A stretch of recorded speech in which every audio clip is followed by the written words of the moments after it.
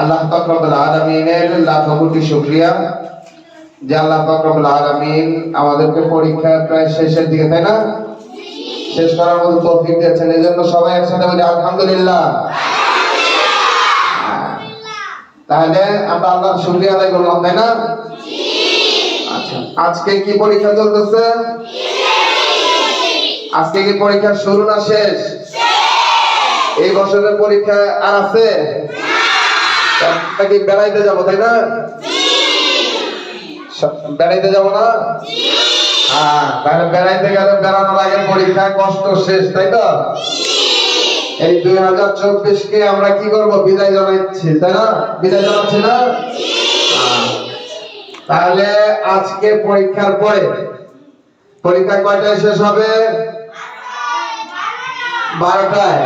11:30 ভিতরে পরীক্ষা শেষ, তাই তো? আজকে পরীক্ষা শেষ হওয়ার পরে আজকে থেকে তোমাদের ক্লাস বন্ধ।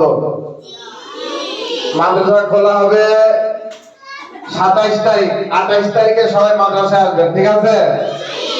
28 তারিখ আমরা রেজাল্ট দেবো, কি দেবো? আপনারা যারা পুরানো আছেন, যারা এখন আছেন, তারা 29 তারিখ থেকে ভর্তি শুরু হবে। কয় তারিখ থেকে? 29 তারিখ থেকে।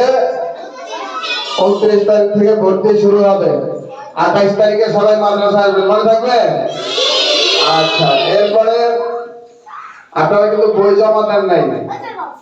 যেই বই আমরা দিয়েছিলাম, বই জমা দিচ্ছেন? সেই বইগুলি কালকে অবশ্যই জমা দিতে হবে। কবে? আমরা কিন্তু নাম লিস্ট করে করে বই জমা নেব। কারণ আমরা কি বই আপনাদের কাছে বিক্রি করছি? বই বিক্রি করি নাই। তাহলে আমাদের বই আমাদেরকে রিটার্ন দিতে হবে, মনে থাকবে? কবে? কেউ আজকে থেকেই শুরু করতে পারেন। পরীক্ষা শেষ করে এসে বই নিয়ে আসবেন। আর যাদের বাড়ি দূরে, তারা কালকে অবশ্যই কি করবেন? বই দিয়ে যাবেন। এরপরে হচ্ছে বাড়িতে গিয়ে কি করবেন বলেন তো? মারামারি, পাড়াপাড়ি, এগুলি মারামারি করা যাবে না। বাড়িতে গিয়ে সুন্দরভাবে, যদি বেড়াইতে যান বেড়াইতে যাবেন, অন্যথায় কি করতে হবে? বাড়িতে আগামী বছরের জন্য আল্লাহ বাঁচায় রাখলে পড়তে হবে, তাই না?